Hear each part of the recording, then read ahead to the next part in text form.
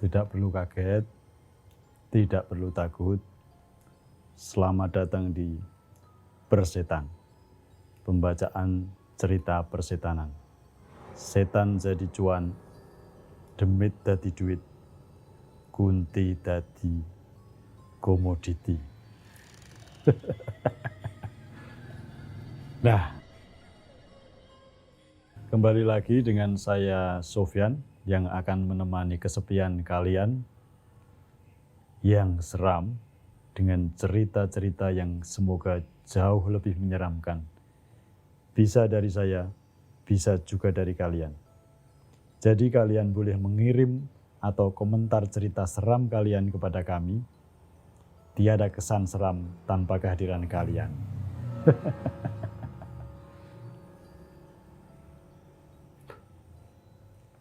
Di episode kali ini, saya akan membacakan sebuah cerita menegangkan sekaligus mengharukan dari Gunung Slamet. Dan cerita ini ditulis oleh sedulur kita, Mas Setiawan. Sebelum memulai cerita, mari kita mengirim doa terlebih dahulu untuk beberapa almarhum dalam cerita ini. Berdoa mulai.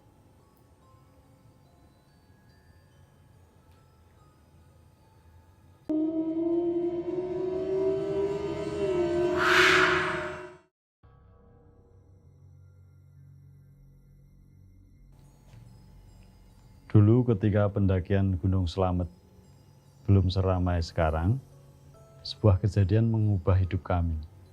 Kejadian yang sangat janggal.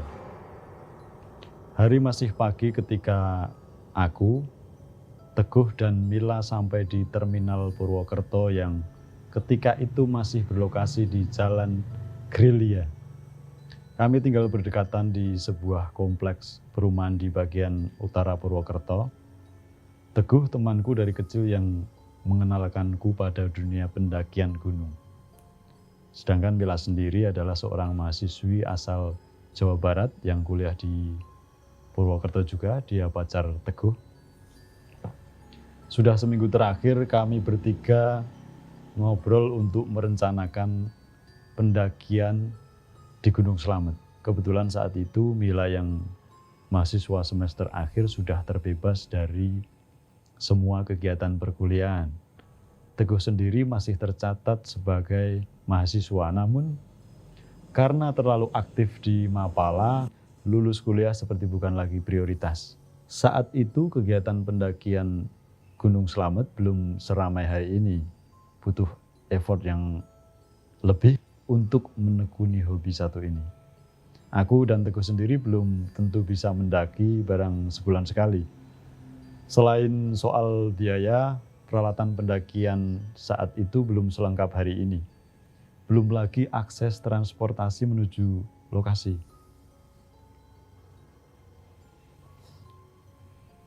Tujuan kami adalah Gunung Slamet yang setiap pagi keangkeran puncaknya bisa kami nikmati dari depan rumah.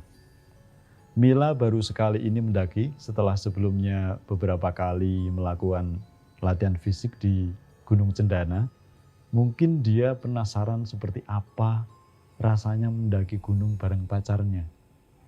Dia hanya berbekal dieback, aku dan Teguh masing-masing membawa carrier berisi peralatan dan logistik. Kenapa Gunung Slamet? Pertimbangan utama jelas karena jaraknya yang tidak terlalu jauh. Bahkan kalau ada kendaraan sendiri, bisa potong kompas melalui hutan perhutani Baturaden. Keluar hutan sampai ke Serayu. Tinggal naik sedikit sudah sampai Pasar Pratin. Tapi ya serem sih karena jarang sekali orang lewat walau jalan sudah beraspal. Setelah 1 jam perjalanan, kami sampai di Serayu, lalu melanjutkan perjalanan menggunakan mobil bak terbuka yang biasanya dipakai untuk mengangkut sayuran menuju Pratin. Nah, sepanjang jalan, cuaca cukup bersahabat walaupun siang tapi matahari tidak terasa terik. Ditambah udara pegunungan yang segar tak urung membuat kami terkantuk-kantuk. Dan bagiku ini adalah Kali kedua ke Gunung Slamet. Teguh sendiri sudah pernah beberapa kali bersama teman-teman sekolahnya. Jam 2 siang kami tiba di Pasar Pratin. Karena belum sempat makan siang, kami memutuskan untuk makan di warung. Ketika aku dan Teguh makan, Mila pamit sebentar ke toko kelontong di sebelah sambil membawa daypacknya. Kami tidak tahu apa yang dia beli. Paling cemilan saja buat dimakan nanti setibanya di base camp. Nah, tidak lama Mila sudah kembali setelah membayar semua makanan dan minuman. Kami melanjutkan perjalanan ke base camp Bambangan dengan berjalan kaki. Saat itu belum ada ojek dan jalan dari Pratin ke Bambangan masih makadam, tersusun dari batu dan tanah. Keanehan mulai terasa selepas lebih kurang kami berjalan sejauh 100 meter. Entah kenapa karir yang aku bawa terasa berat sekali. Pundak seperti dicubit padahal masih baru banget jalan. Takut merusak suasana, aku tetap memaksakan jalan. Posisiku di paling belakang, Mila di tengah dan Teguh paling depan. Dan tidak ada pendaki lain yang berjalan di belakang kami. Pun kami tidak berpapasan dengan para pendaki yang turun. Jam 4 sore, aku lihat di depanku, Teguh masih melangkah sambil sesekali melihat hamparan lahan pertanian. Aneh sekali. Biasanya jalur ramai, terutama mereka yang akan naik. Dan lebih aneh lagi, jalur ke Bambangan yang biasanya bisa ditempuh 1 jam, kali ini terasa panjang sekali. Sudah jam 4:30, kami masih belum melewati tanjakan berkelok yang jadi ciri khas dari jalur menuju base camp ini. Mil, kalian jalan dulu ya, aku istirahat sebentar. Nggak tahu nih, capek banget. Mila hanya mengangguk tanpa menoleh sambil terus melanjutkan langkahnya di belakang Teguh. Setelah meneguk air, aku turunkan carrier karena terasa berat sekali. Selesai merokok sebatang, aku melanjutkan perjalanan ke base camp. Kedua temanku sudah tidak nampak lagi di depan. Entah kenapa aku merasa fresh lagi. Carrier juga rasanya tidak seberat tadi karena semakin sore aku mempercepat langkah supaya bisa sampai ke base camp sebelum maghrib. Nah, di tanjakan aku lihat kedua temanku sedang istirahat. Mila duduk sambil memegang botol air dan aku lihat Teguh nampak kelelahan. Belum pernah dia terlihat seperti ini. Ternyata dia merasakan keanehan serupa. Jalanan terasa panjang dan lama. Rasanya kok nggak sampai-sampai ya Wan? Biasa, mungkin kita aja yang jalannya terlalu santai, timpalku. Aku merasakan memang ada yang aneh di awal perjalanan naik Gunung Slamet. Mila yang biasanya banyak ngobrol, kali ini dia jadi pendiam. Aku pikir karena dia sedang berantem sama Teguh. Tapi di antara kami bertiga, Mila yang nampak paling segar dan tidak sedikit pun terlihat lelah. Udah sore, ayo kita jalan lagi, takutnya nggak dapat tempat di base camp. Teguh berdiri sambil membetulkan posisi carrier-nya. Sekira 10 langkah kami berjalan, dia berhenti dan membiarkan Mila mendahului kami. Ketika sampai di sebelahku, dia ngomong lagi. Carrierku berat banget sejak pertama kita jalan tadi. Dan percaya atau tidak, aku juga merasakan hal yang sama lagi. Padahal selepas istirahat pertama tadi udah terasa normal. Kamu aja kali yang lagi nggak fit, aku normal-normal aja. Ayolah dikit lagi nyampai. Aku mencoba berpikir positif sambil mendorong dia untuk kembali ke posisinya. Dan saat azan maghrib berkumandang, kami bertiga sampai ke rumah Pak Bau, base camp pendakian Gunung Slamet. Bau adalah sebutan bagi kepala dusun di daerah pedesaan di Purbalingga dan Banyumas. Setelah kulonwun dan menemui Pak Bau yang sedang bersiap untuk salat maghrib, Teguh mencolek lenganku sebuah isyarat untuk ngajak ngobrol. Mil, kamu bikin kopi ya, dingin banget. Aku mau ngobrol bentar sama Iwan. Teguh berkata ke Mila setengah berbisik. Aneh, ini aneh banget. Kita mulai jalan dari tadi jam berapa? Baru sampai di sini maghrib. Karirku juga berat banget rasanya. Kayak gendong mayat. Kata Teguh sesampainya kami di halaman depan base camp. Dan aku sebenarnya merasakan hal yang sama dan ku ceritakan ke Teguh, namun aku gak berani mengambil kesimpulan. Aku masih berusaha berpikir logis, tapi memang waktu yang kita tempuh sangat tidak wajar. Aku sempat menanyakan ke Teguh tentang Mila yang jadi banyak diam, tapi katanya hubungannya sedang baik-baik saja. Aku menyimpulkan mungkin Mila sedang menghemat tenaga, mengingat ini adalah pendakian pertamanya. Go, coba kamu naik ke batas kebun di atas sambil gendong Karir sendiri aja. Mila biar di sini. Maksudnya? Udah coba aja. Aku ingin tahu apakah Teguh juga merasakan hal yang sama denganku saat aku memutuskan istirahat di bawah tadi. Lalu dia ambil karirnya yang kebetulan belum dibongkar dan berjalan menuju batas jalan dan kebun penduduk di atas yang jaraknya sekitar 50 meter dari base camp.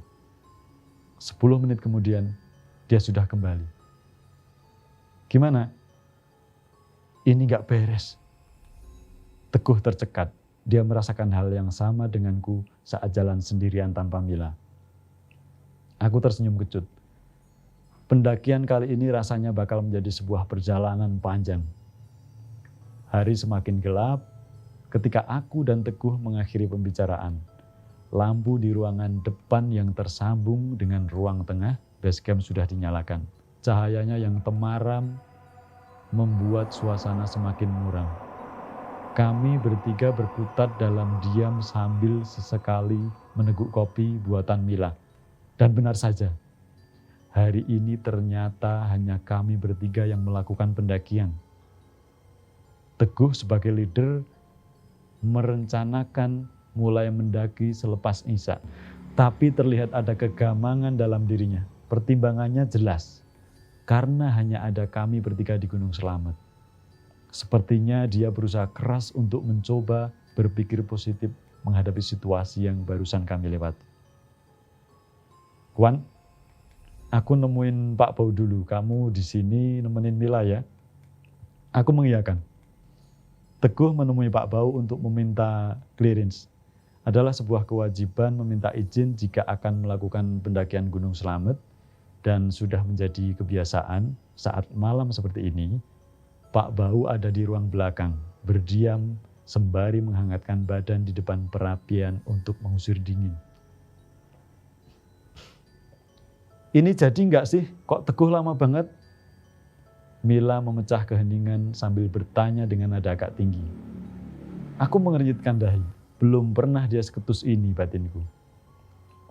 Saat itu juga aku melihat Teguh masuk kembali ke ruang tengah sambil membawa sepiring ubi rebus hangat pemberian Pak Bau.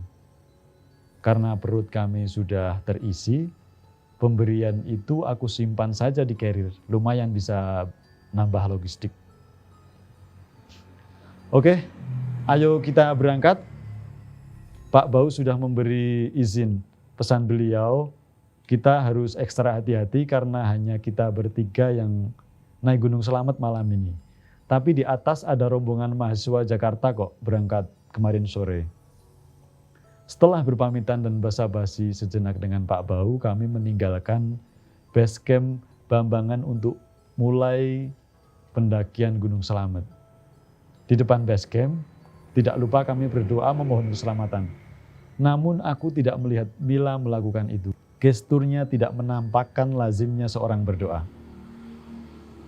Kepalanya menengadah sambil matanya berkilat menatap puncak Gunung Slamet yang malam itu terlihat cerah.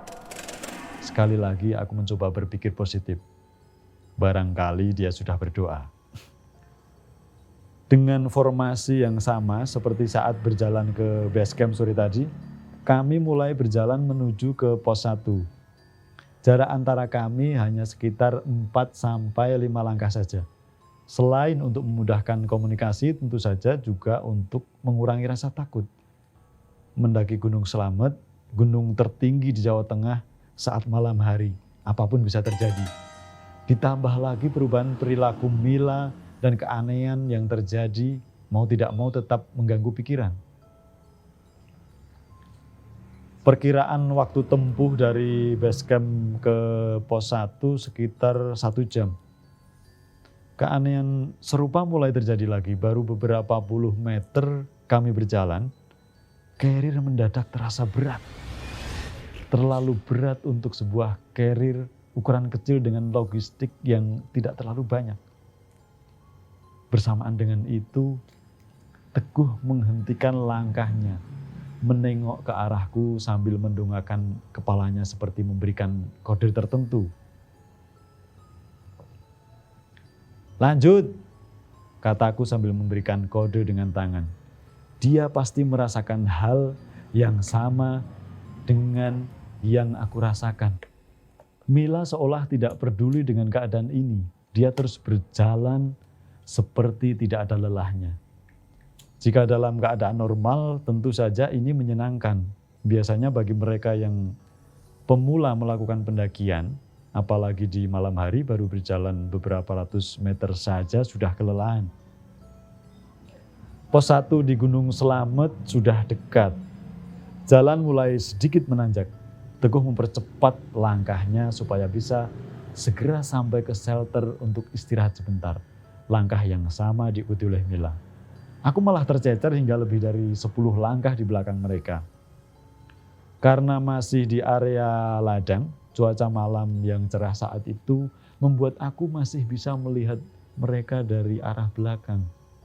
Yang jelas, sedikit menghilangkan rasa takut karena aku sudah tertinggal langkah agak jauh. Nah, dengan sedikit terengah-engah, aku sampai di pos 1. Kalau boleh dibilang yang namanya pos sih sebetulnya nggak ada bangunan yang mirip pos. Lebih ke tempat yang bisa dipakai istirahat sejenak oleh para pendaki sebelum masuk hutan. Nah, sambil mengambil air mineral, aku mencoba untuk mengkomunikasikan apa yang baru saja kami rasakan. Bukan hanya kepada Teguh, tapi juga kepada Mila. Aku pikir ini harus dibicarakan, apalagi bukan hanya aku yang merasakan. Mumpung masih di pos 1, kalau sudah jauh masuk ke dalam hutan malah akan lebih kompleks lagi. Awalnya aku memang masih yakin kalau kejadian sore tadi tidak akan terulang. "Mil, gimana? Capek enggak?" "Capek apaan, orang baru jalan sebentar," jawabnya dengan nada datar. "Ya udah, tapi aku mau istirahat bentaran ya. Carrier berat." Aku mencoba memancing pembicaraan dengan Mila, tapi dia hanya tersenyum atau tepatnya menyeringai. Ada kesan sinis dari senyumannya. Padahal dari base camp sampai pos 1 tadi, itu kami jalan sekitar 1 jam. Dan 50 meter sebelum shelter jalanannya lumayan nanjak. Bersyukurnya kali ini waktu tempuhnya normal, tidak seperti waktu jalan dari Pratin ke base camp. Satu-satunya masalah adalah beban carrier yang di luar kewajaran. Dan dari hasil obrolanku dengan Teguh, disimpulkan ada sesuatu yang terjadi dengan Mila. Tapi kami tidak tahu apa. Nah, setelah beberapa saat kami melanjutkan pendakian Gunung Slamet masih dengan formasi yang sama, udara semakin dingin tapi badan berkeringat. Kondisi yang tidak nyaman sekali. Terpaan angin yang menusuk tulang mulai berkurang saat mulai masuk hutan, berganti dengan suasana gelap karena cahaya langit terhalang oleh rimbunnya pepohonan. Mila tidak menunjukkan rasa lelah dan ketakutan sama sekali. Walaupun jalur mulai menanjak dan suasana sangat mencekam. Di depan, Teguh sesekali berteriak jika ada sesuatu yang menghalangi langkah di jalur yang kami lewati. Langkahku mulai terasa agak berat karena beban carrier yang tidak wajar. Napas juga sudah mulai agak tersengal karena tanjakan yang selalu menghajar langkah. Sesekali aku menengok ke belakang, berharap ada pendaki lain yang berjalan menyusul. Tapi tidak terlihat satu saja titik cahaya headlamp yang biasa dipakai pendaki di malam hari. Semakin jauh berjalan, hutan semakin lebat. Napas kami semakin berat karena kadar oksigen di malam hari di dalam hutan jelas sangat tipis. Agak berbahaya karena bisa menimbulkan hipoksia. Hati-hati, ada jurang. Teguh berteriak memberitahukan bahwa sebentar lagi kami akan sampai di jalur yang membutuhkan kewaspadaan lebih. Karena selain treknya yang sempit dan menanjak, juga banyak akar yang menyembul dan di sebelah kiri ada jurang. Nah, Teguh yang berjalan beberapa langkah di depan menghentikan langkahnya, menunggu kami mendekat. Dia mencoba meraih tangan Mila yang saat itu sedang berusaha memanjat bongkahan batu. Aku yang di belakang Mila saat itu melihat ke arah Teguh. Headlampku secara otomatis menyorot ke wajahnya. Entah kenapa wajah Teguh terlihat menyeratkan ketakutan saat melihat Mila. Tiba-tiba Mila tertawa. Bukan dengan cara dia biasanya tertawa, tapi jelas suara Mila. Kalian capek ya? Carry-nya berat ya? Tapi jangan berhenti di sini ya. Antar aku ke Samarantu. Nadanya tegas dan mengancam. Saat Mila berpaling ke arahku, jantungku serasa berhenti berdetak. Wajah Mila berubah. Entah wajah siapa. Aku seperti pernah melihat tapi entah di mana. Teguh berusaha keras menguasai keadaan walaupun ketakutan melanda kami berdua sambil meminta Mila untuk beristirahat. Dia berjalan menghampiriku yang berdiri termangu. Kinanti Wan, dia ngikut kita pakai Mila. Mungkin sejak dari Pratin tadi. Aku juga sempat kaget. Tapi gak apa-apa, gak usah takut. Teguh berkata setengah berbisik, mencoba untuk menenangkan aku. Dia menyimpulkan itu berdasar keanehan yang terjadi sepanjang perjalanan di Gunung Slamet ini. Iya, aku gak apa-apa. Kita coba ikuti maunya dia apa. Semoga saja ada orang lain di belakang kita ya, Gu. Teguh mengangguk kemudian menghampiri Mila. Kinanti, aku baru ingat nama itu. Wajahnya memang tak asing walaupun aku belum pernah bertemu langsung. Aku hanya mengenalnya dari foto yang terpasang di dinding kos Mila. Apa hubungan dia dengan semua ini? Untuk mengusir rasa lelah sekaligus takut, aku mengambil bekal yang kami bawa dari base camp. Ubi pemberian Pak Bau yang sudah dingin tapi lumayan untuk menambah energi yang terkuras. Bukan saja karena diajar tanjakan, tapi juga drama-drama yang menyeramkan yang tidak pernah berhenti. Untuk memasak mie instan rasanya belum memungkinkan. Kami benar-benar berhenti di tengah jalur pendakian di dekat jurang Gunung Slamet.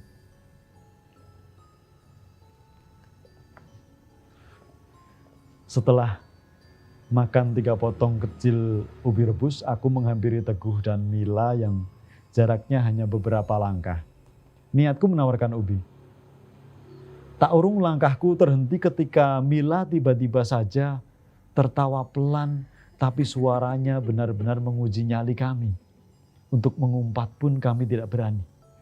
Aura Gunung Slamet dengan sejuta kisah di baliknya benar-benar membuat kami takluk, tertunduk. Aku membulatkan tekad untuk menghampiri Mila setelah merapal doa seadanya. Aku berpikir kasihan Teguh kalau harus menghadapi keadaan ini sendiri. Seolah-olah tidak pernah terjadi apa-apa, aku menawarkan ubi rebus kepada Mila. Makan ubi dulu Mil buat mengganjal perut dan menambah energi. Aku memberanikan diri untuk melirik Mila yang duduk menyamping. Napas aku tahan untuk menghilangkan gemetar. Mila diam saja, tapi aku melihat dia tersenyum kecil. Tak kusadari bola matanya sudah ada di sudut kanan. Dia tersenyum sambil melirik ke arahku. Mata kami bertemu. Saat itu juga ada rasa dingin menjalari tulang belakangku.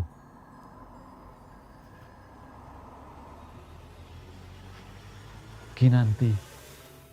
Mila menyebut nama itu dengan suara yang halus. Bukan Mila, Kinanti. Senyum yang mengintimidasi itu masih menggantung ketika dia menyebut nama Kinanti. Takut. Teguh yang berada di belakang Mila alias Kinanti ini menatapku. Dia coba memberikan isyarat agar aku tidak takut sepertinya. Aku cuma mengajak Mila ke Gunung Slamet. Kenapa? Kamu jadi ikut? Tiba-tiba Mila berkata begitu. Kali ini aku mencoba memberanikan diri. Lagi pula aku tidak bisa lari dari situasi ini. Kepalang basah aku mencoba untuk melihat ke arah wajah Mila. Karena mata ini sudah beradaptasi dengan suasana malam, maka headlamp sengaja aku matikan. Aku perhatikan ini memang bukan wajah Mila. Ini Kinanti. Seperti yang pernah aku lihat fotonya, dia tersenyum, tapi kali ini ada genangan air mata di sudut matanya. Tadi seram, sekarang wajahnya melunak. Lagi-lagi kami dihimpit perasaan campur aduk, ngeri, takut dan kasihan. Apa yang bisa kami lakukan buat kamu Kinanti? Aku dan Wawan mungkin bisa membantu. Kali ini Teguh yang bertanya. Antar aku ke Samarantu ya. Tolong. Kinanti menjawab lirih. Lagi-lagi kalimat yang keluar dari mulut Kinanti. Aku dan Teguh berpandangan. Akhirnya kami berdua memutuskan melanjutkan perjalanan. Pemberhentian berikutnya adalah Samarantu. Memenuhi permintaan Kinanti. Konon menurut mitos yang berkembang di Gunung Slamet, Samarantu adalah tempat kerajaan gaib. Butuh sekitar 5 jam perjalanan dari base camp Bambangan menuju Samarantu yang sekarang dijadikan pos 4. Biasanya di sini pendaki meluangkan waktu untuk istirahat sambil memasak. Banyak pendaki mengisahkan pengalaman supranatural yang mereka alami di lokasi ini. Dari pengalaman-pengalaman supranatural pula, aku dan Teguh lebih mudah untuk beradaptasi dengan keadaan yang rumit ini. Dan malam ini mungkin jatah kami bertiga yang mendapat giliran untuk merasakan pengalaman lain. Kali ini di Samarantu, tempat paling legendaris di Gunung Slamet. Sekaligus paling ditakuti, tapi tidak mungkin dihindari. Sudah pukul 12 malam, terjalnya medan memaksa kami untuk lebih hati-hati. Napas memang semakin sesak, tapi entah kenapa ketegangan mulai sirna. Yang lebih tidak masuk akal, beban carrier yang tadi sangat berat, sekarang terasa normal. Mungkin efek Kinanti batinku. Kekhawatiran jika Mila bakal kelelahan karena mendaki Gunung Slamet di malam hari tidak terjadi. Justru aku dan Teguh yang keteteran mengatur napas. Tidak terasa 1 jam kami berjalan sejak terakhir berhenti tadi. Samarantu sudah menunggu. Di depan, Teguh beberapa kali berteriak membunyikan peluit, berharap mendapat balasan teriakan dari pendaki lain.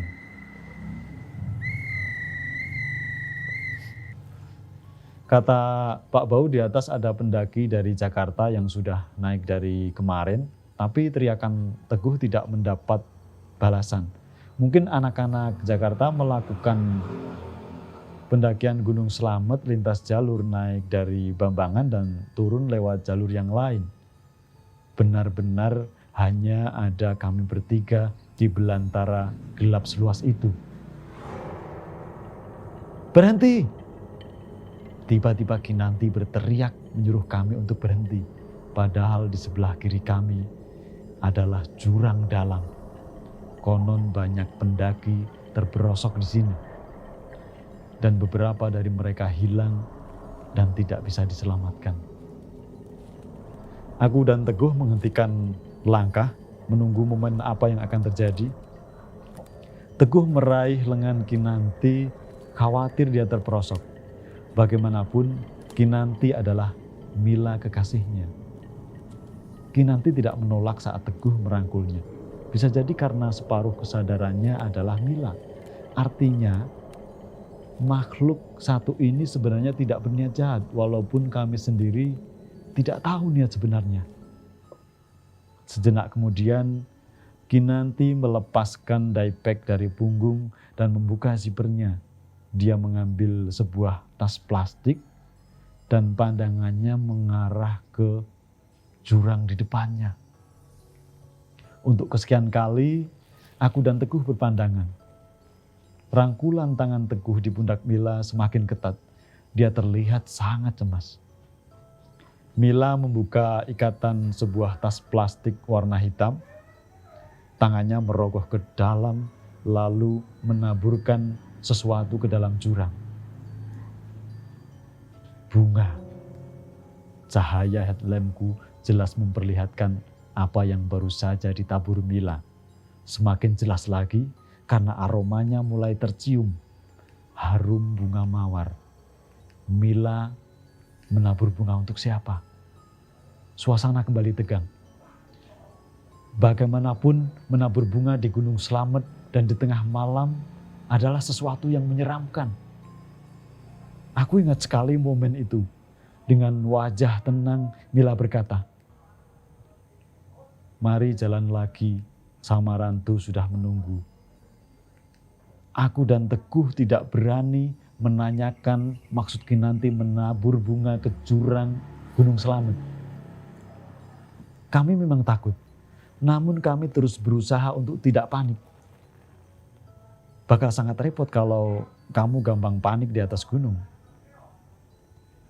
Kami sudah berada di ketinggian 2.500 mdpl ketika kondisi benar-benar gelap karena vegetasi Gunung Slamet yang mulai rapat.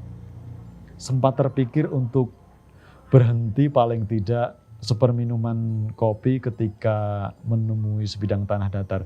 Tapi aku berpikir kalau berhenti pasti bakal ada drama lagi dari Kinanti. Tapi seperti bisa menebak jalan pikiranku, Kinanti tiba-tiba menghentikan langkahnya. Kalian capek? Kalian capek? Mari istirahat dulu saja. Sebentar lagi akan ada yang menyusul. Kinanti bilang begitu sambil tersenyum. Seperti sangat bahagia karena sudah menantikan sesuatu. Pandangannya tertuju ke rimbunan pohon. Aku langsung membatin. Aduh, drama apa lagi ini? Teguh melangkah mendekatiku, sepertinya dia juga punya pertanyaan serupa. Siapa yang akan menyusul? Teman Kinanti? Suram. Musim kemarau membuat dinginnya malam semakin menusuk. Aku turunkan carrier untuk membongkar logistik. Gak terlalu banyak yang kami bawa karena tidak berencana untuk ngecamp, tidak butuh waktu lama. Aku membuat mie instan dan kopi untuk kami bertiga. Dinginnya udara malam membuat kami bertiga makan dengan lahap. Panasnya kuah mie instan tidak lagi kami rasakan. Sesekali mataku melirik ke Kinanti yang duduk tidak jauh. Biasa saja, tidak ada yang harus dikhawatirkan dari caranya makan. Tidak seperti cerita hantu di film-film yang makan sate sampai 200 tusuk. Lalu setelah selesai makan, aku dan Teguh kembali menyalakan rokok untuk yang kedua kalinya. Carrier kami jadikan sebagai tempat bersandar sambil duduk di atas selembar matras. Teguh duduk di tengah, di antara aku dan Kinanti. Tidak ada obrolan di antara kami. Hening. Hanya terdengar suara tembakau kering yang tengah dilahap api. Perut yang kenyang terisi, stamina yang terkuras, ditambah dinginnya malam, tak urung membuat kami terkantuk-kantuk. Aku lihat Kinanti sudah tertidur bersandarkan sebatang akar. Teguh mulai mengangkat Kinanti dan menyandarkan pada karirnya supaya lebih nyaman. Agak sedikit lega walaupun kepala masih diselimuti tanya, siapa yang akan menyusul seperti yang dimaksud Kinanti? Rasa kantuk benar-benar tidak bisa kami tahan lagi. Kami bertiga terlelap di tengah dinginnya rimba Gunung Slamet.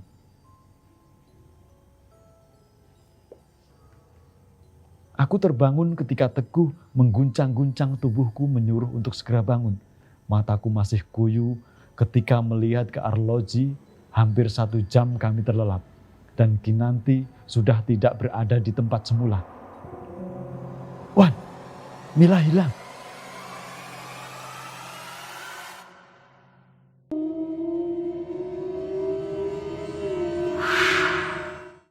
Nah, begitu cerita bagian pertama dari episode Gunung Slamet.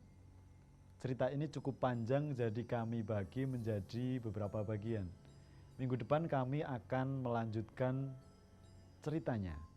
Siapa itu Kinanti? Apa yang akan terjadi dengan mereka setelahnya? Dan siapa yang menyusul mereka bertiga?